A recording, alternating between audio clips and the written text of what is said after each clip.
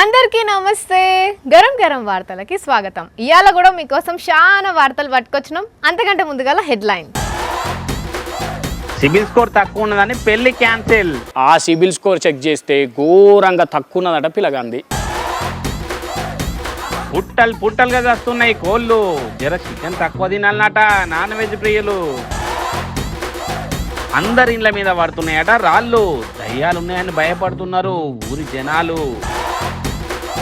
మేనకోడలు పెళ్లికి ఇచ్చిరు కోట్ల రూపాయలు. శభాష్ అనిపించుకుంటున్నారు ఈ ముగ్గురు మేనమామలు. ఇవాళ మన రాజేష్ల వారి స్కిట్టు లేనట్టే. ఎందుకంటే దొరవారు దోస్తు పెళ్లికి వేయండు.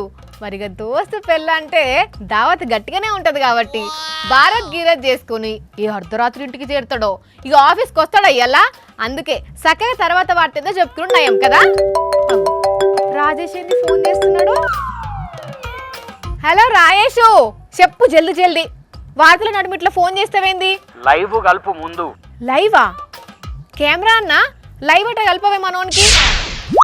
చెప్పు అని ఏ వార్త కావాలి? లోకలా, నాన్ లోకలా, సిటీ వార్త కావాలన్నా, ఊరికి పోయి తీసుకురావాలన్నా, రాజకీయం కావాలన్నా, ప్రజా వార్త కావాలన్నా, ఏ వార్త కావాలి? తొందర చెప్పు. మళ్ళీ లేట్ అయిందంటే లైట్ పోతుంది. ఇదేందయ్యో ఇదే ఉత్తప్పుడు వార్త తెమ్మంటేనే తప్పించుకొని తిరుగుతావు.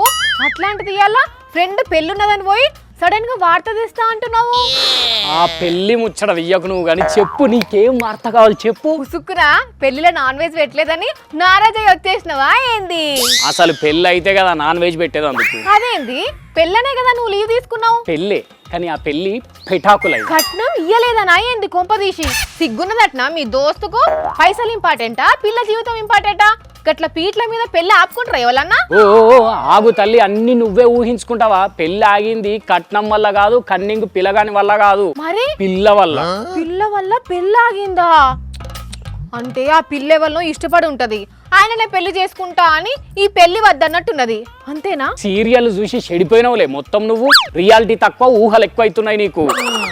మరి పెళ్లి ఎందుకు ఆగినట్టు? పిల్లగాని పంచ చేయబట్టి. కొంపదీసి పందిట్లో పంచజారిందా ఏంది? కాదు, పంచకున్న ప్రైజింగ్ ట్యాగ్ కట్ చేసుడు మరిచినందుకు పిల్లగాంతోటి ఏకంగా పిల్ల పెళ్లినే కట్ చేసింది. ఏహే ఏ సక్క చెప్పవా? సిఐడి సీరియల్ లెక్క అటు ఈడు తిప్పుతున్నావు. పిల్లగాడు మెడల తాళి కట్టేదందుకు వంగిండట. అప్పుడు పిల్లగాని పంచకున్న ట్యాగుని చూసిందట. ఆ ట్యాగు మీద 1200 రూపాయలు ఉన్నది. ఆహా, పిల్లగానికి మేము పంచ కొనుక్కోమని 5000 రూపాయలు ఇస్తే 1200 రూపాయల పంచ కొనుక్కుంటాడా? అంటే మిగతా పైసలన్నీ తాగి తందనాలా అన్నట్టున్నాడు. అంటే ఈ పిల్లగానికి పైసా విలువ తెలియదు. ఇట్లాంటితో నేనుండా, ఇట్లాంటితో నేను సంసారం చేయి, అసలు పెళ్ళే చేసుకోను అని చెప్పి అట్లా పెటాకులు చేసిందన్నమాట. తాళి కట్టిన గంటకే ఇడుపు కాగితం తీసుకున్న వాళ్ళని చూసినాం గానీ ఇంకా కట్టక ముందే కట్ అన్న పిల్ల గురించి అయితే ఇప్పుడే వింటున్నావు.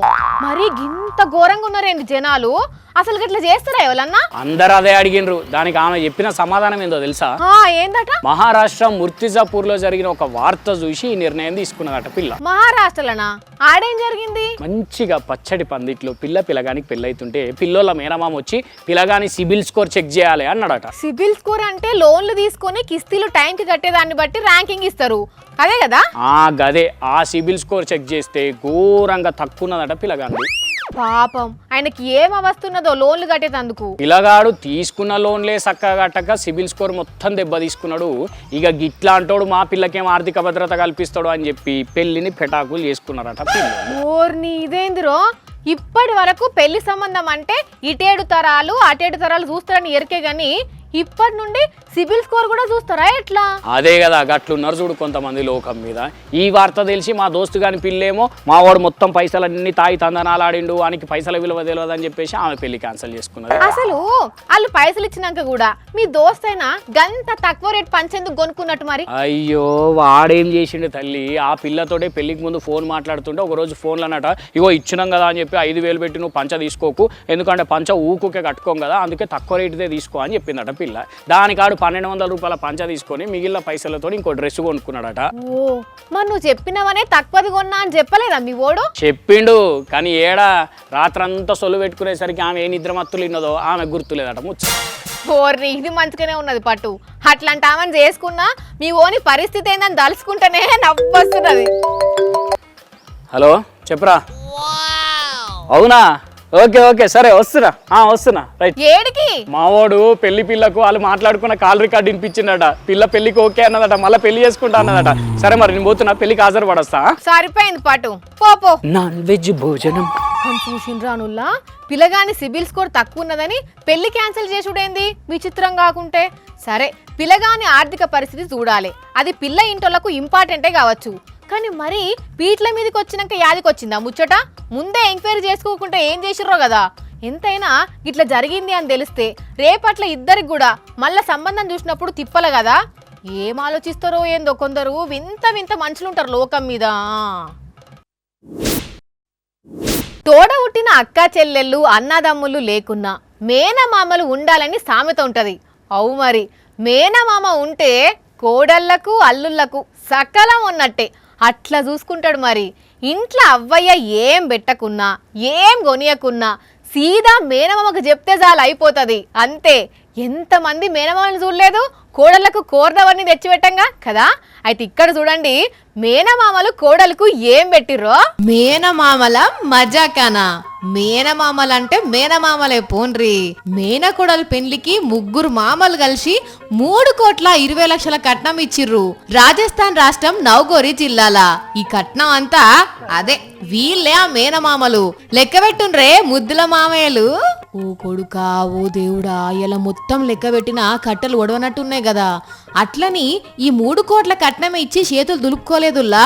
కోడలు వ్యవసాయం చేసుకునే తందుకు 10 ఎకరాల భూమట, 41 తులాల బంగారమట, 3 కిలోల వెండట, మళ్ళా కొత్త ట్రాక్టర్ కొని అదే ట్రాక్టర్ నిండా వడ్లు కూడా తెచ్చిర్రు. కోడలమ్మ బయటికి వెళ్ళేతందుకు ఒక స్కూటీని కూడా పెట్టిర్రు.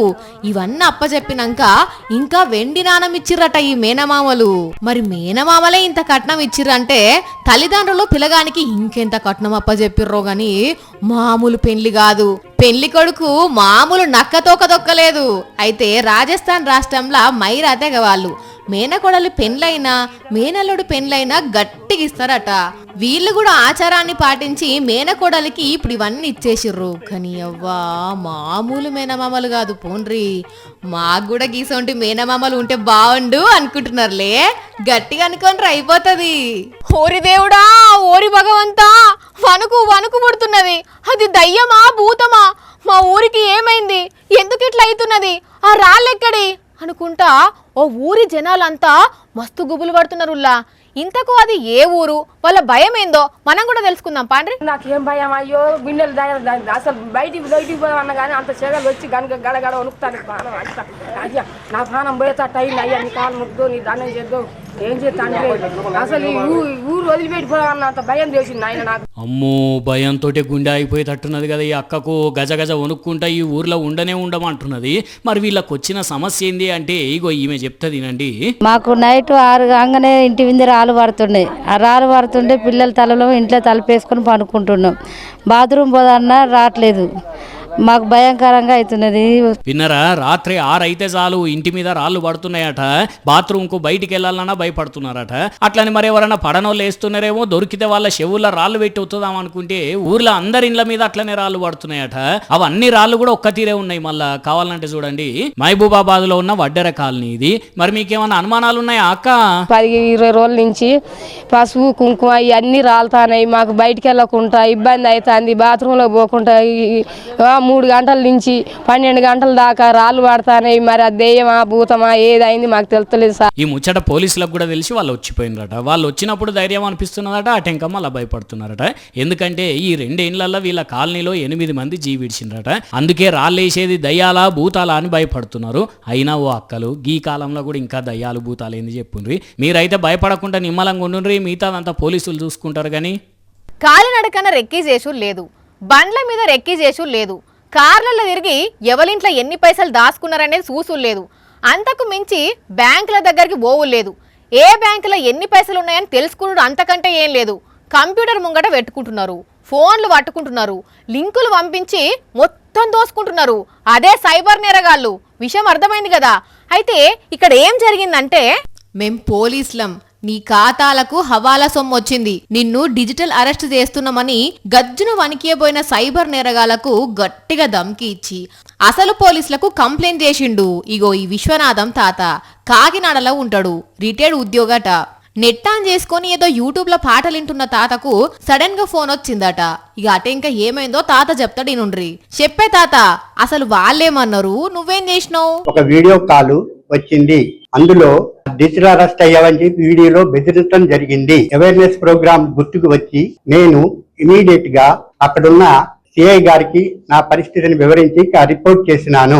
అయితే మొన్ననే కాకినాడ పోలీసులు పెట్టిన అవేర్నెస్ ప్రోగ్రామ్ కు పోయిన ఈ తాతకు ఇంతల్నే ఈ ఫోన్ వచ్చుడు. ఆ గోషిగాళ్ళు ఈ నడమనే ఫోన్ చేయడం తాతకు గుర్తు రావడంతోని వాళ్ళ పప్పులు ఉడకకుండా చేసి కాకిలకు కంప్లైంట్ చేసిండు. మీకు కూడా గిసోంటి ఫోన్లు వస్తే ఏం చేయన్నో పోలీసారు ఏందో చెప్తున్నాడు ఈనుండ్రి. ఆ విధంగా వీడియో కాల్ చేసి బెదిరించినప్పుడు ఎవరు కూడా భయపడకుండా 112కి ఫోన్ చేస్తే మా పోలీసు వారు ఇమీడియట్ గా డ్రెస్ అవుతారు. లేదా అంత టైం లేకపోయిన పక్షంలో మీరు పోలీస్ స్టేషన్ కైనా రావచ్చు. లేదా 1930 ఫోన్ చేసినా సరే మీ అకౌంట్ లో డబ్బులు ఒకవేళ అందులోకి వెళ్ళిపోతే ఆ అకౌంట్ ఫ్రీజ్ అవుతుంది. ఇన్న రానులా ఇదట అసలు ముచ్చట. బ్యాంక్ లో డబ్బులు పడ్డాయని పోలీసులు అసలే ఫోన్ చేయరు. ఆగమాగంగా కంగారు పడి వాళ్ళకు పిన్ నెంబర్లు పాస్వర్డ్లు చెప్పకుండ్రి సరేనా? ఏమంటున్నావు? కానీ తాత నువ్వు మామూలోడివి కాదు పో. మధ్యాహ్నం కూర జరంత రుచి లేకుంటే రాత్రిళ్ళు కిలో కోడి కూర వైపు చూసుడే, లెగ్ పీసులు కట్ చేయించుడే, ఇంటికి తెచ్చుడే, ఫ్రై చేసుడే, లేకుంటే పులుసు పెట్టి తినుడే. అట్లుంటది మరి చాలా మంది ముచ్చట. ఇక కొందరికైతే 3 పూటల ముక్కలేందే ముద్ద దిగదు, అంత కాయిషు చేస్తారు కౌస్ అంటే కదా. అయితే కొద్ది రోజులు నీసు ప్రియులకు కష్టాలే వచ్చేటట్టున్నాయో. కోళ్లకు మాయదారి రోగం బర్డ్ ఫ్లూ మళ్ళా పట్టుకున్నదటంలో. అందుకనే ఎక్కడి కోళ్ళు అక్కడనే, ఏ షెడ్ల కోళ్ళు ఆ షెడ్లనే గిల్ల గిల్ల కొట్టుకొని విడుస్తున్నాయట. ఏపీలో అట్లనే ఉన్నది పరిస్థితి, తెలంగాణలో అట్లనే ఉన్నది పరిస్థితి. సచ్చిన కోళ్ళను ఏం చేయాలనో తెలియక లొంతలు తీసి పాతి పెడుతున్నారు. పాపం ఇన్ని రోజులు కష్టపడి దానబెట్టి సాకితే గుండెపోటు వచ్చిన జనాలు నిమిషంలోనే నేలగూలి జీవిడిచినట్టు ఒక్క రోజులనే షెడ్లల్లో కోళ్ళన్నీ కూర్పాట్లు పడి జీవిడుస్తున్నాయి. ఆదిలాబాదు, నిజామాబాదు, నల్గొండ, కరీంనగరు, ఖమ్మము, మహబూబ్ నగరు, అటు ఏపీలో తూర్పుగోదావరి, పశ్చిమ గోదావరి, ఎన్టీఆర్ జిల్లాలల్లో ఆగమాగం ఉన్నది పరిస్థితి. Doctor Sai Krishna, Gampalaguda veterinary assistant surgeon అండి. నేను రాత్రి నుంచి ఇప్పటి వరకు ఒక 10,000 బర్డ్స్ వరకు చనిపోయాయండి. ఇటు దిక్కు అప్రమత్తమైన తెలంగాణ సర్కారు జర జాగ్రత్తలు తీసుకోండి, జాగ్రత్తగా ఉండమని జనాలకు సలహాలు సూచనలు చేసింది. ఆల్రెడీ చెక్ పోస్టులు పెట్టి బయటి రాష్ట్రాల నుంచి వచ్చే కోళ్లను రాణిస్తలేరని మాటలు వినబడుతున్నాయి. ఇప్పుడు మినిమం 18 లక్షల రూపాయలు నాకు నష్టం వచ్చింది. కంపెనీకి 16 లక్షల రూపాయలు నష్టం అవుతుంది, నాకు 2,30,000 నాకు నష్టం అవుతుంది. చూసిరు కదా, ఇవి ఇవాల్టి గరం గరం వార్తలు. మళ్ళొచ్చే ఎపిసోడ్లో ఇంకిన్ని గరం గరం వార్తలతో కలుద్దాం. మన టైం అయితే గుర్తుకున్నది కదా, రాత్రి 8:30కు, మళ్ళా పొద్దుగాల 8:30కు. మర్చిపోకుండా చూడుండ్రి. టాటా.